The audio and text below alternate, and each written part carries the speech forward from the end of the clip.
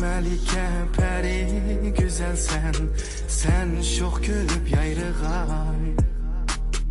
Yüreklerini nurga bilep tevritip Nakşam özün yanrıgan Melike yulduzi sen şeriknin Büyük şiirin armeni Ay peri sen perizat sen Dil aramicini Melike Kökas benim can armini Sen güzelsen Dilimden destan Melike Devri devranım gülhanım Kuyaş görüngen Yoruk cahan İsimde senle badur Hiyalimde senle badur Eğer meylin bulsa kışımda gelmeliken Xushbo'y ember beden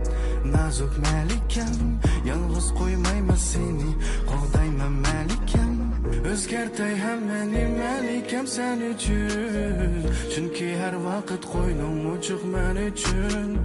Özgertay melikem hem meni sen üçün Çünkü her vakit ochiq qo'ynim men üçün Melikem Kökas benim can armini Sen güzelsen Dilimde destan Melikem Devri devranım gülhanım Kuyaş görüngen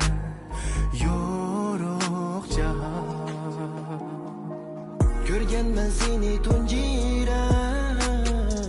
Gönlümge bükkel senin cismin nilabet Dursam o senden neriçet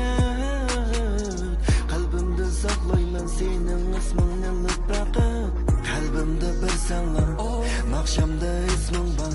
Deneqim özülmez senimde melikem üçün Şahsadan məlli bilsen Bəxtimni menden görsen Sen güldüm sen periştem yenimde dur melikem Melikem